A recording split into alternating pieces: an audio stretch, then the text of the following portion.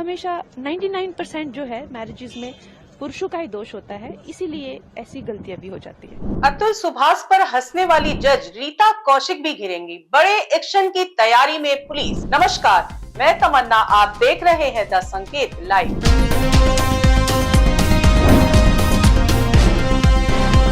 Software engineer Atul Subhash की आत्महत्या मामले की जांच जारी। अब खबर है कि बेंगलुरु पुलिस सुसाइड नोट में शामिल हर आरोप की जांच करेगी।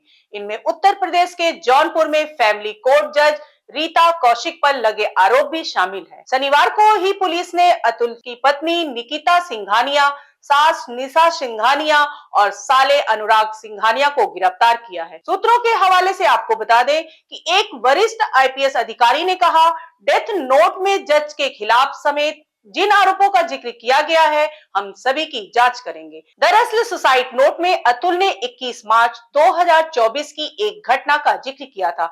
मामला जज कौशिक के चेंबर में था। नोट में अतुल ने बताया था कि जज के चेंबर में वह और पत्नी निकिता मौजूद थे। उन्होंने नोट में लिखा कि निकिता ने कहा, तुम सुसाइड क्यों नहीं कर लेते, तो इस पर जज कौशिक हंसने लगी थी। इससे पहले सुभाष ने कहा था, मैम आप अगर एनसीआरबी का डेटा देखो तो लाखों आदमी सुसाइड कर रहे हैं झूठे केस की वजह से। 9 दिसंबर को बेंगलुरु के घर में अतुल का शव मिला था। वह 24 पन्नों का एक सुसाइड नोट और करीब 1.5 घंटे लंबा वीडियो भी था, जिसमें उन्होंने पत्नी निकिता, उनकी मां निशा, भाई अनुराग और अंकल सुशील सिंघानिया का जिक्र किया था। नोट में उन्होंने जज कौशिक पर भी 5 लाख रुपए की रिश्वत मांगने के आरोप लगाए थे। अतुल सुभाष ने यह भी आरोप लगाया है कि इससे पहले साल 2022 में जज रीता कौशिक ने अपने पेशकार के जरिए उनसे 3 लाख रुपए की मांग की थी और मामले को सेटल करने का प्रस्ताव दिलवाया। निकिता, निशा और अनुराग को गिरफ्तार करने के बाद बेंगलुरु लाया गया और स्थानीय अदालत में पेश करने के बाद 14 दिन की न्यायिक हिरासत में भेज दिया गया। हालांकि चाचा सुशील सिंघानिया को अंतरिम जमानत दे दी गई। बताया जा रहा है कि हादसे से पहले पीड़ित ने जो सुसाइड नोट और लेटर छोड़ा था, वो घटना के करीब 1 हफ्ते बाद उस गूगल ड्राइव लिंक से गायब हो गया है। अतुल ने आत्महत्या से पहले 1 घंटे 23 मिनट का वीडियो और 24 पेज का सुसाइड नोट जारी किया था, जो सोशल मीडिया पर उपलब्ध था। इन डॉक्यूमेंट में एक लेटर टू मिलॉर्ड टाइटल से था, जिसमें न्याय प्रणाली की कड़ी आलोचना की गई थी। अतुल ने अपने आरोप में कहा था कि जज रीता कौशिक ने मामले को निपटाने के लिए उनसे 5 लाख रुपए मांगे थे। अतुल मूल रूप से बिहार के रहने वाले थे और उनके ससुराल वाले मूल रूप से जौनपुर के। इस मामले की सुनवाई जौनपुर फैमिली कोर्ट में चल रही थी।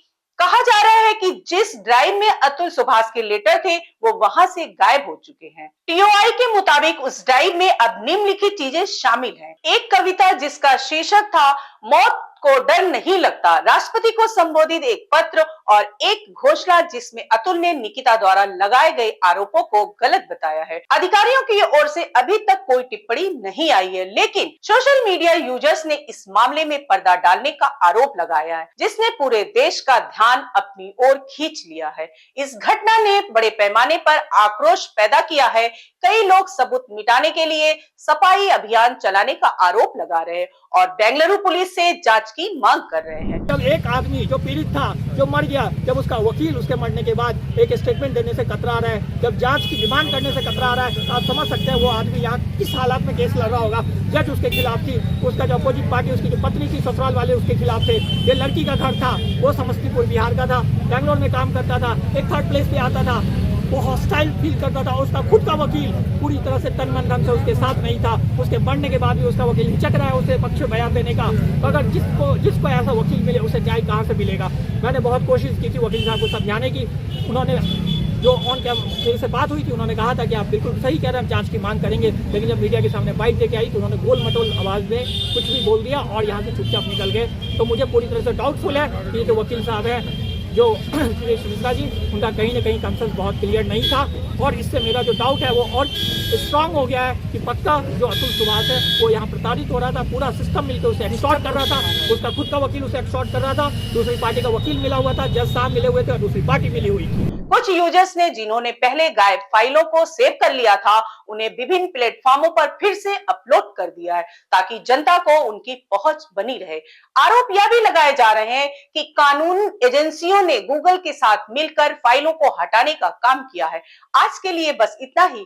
धन्यवाद।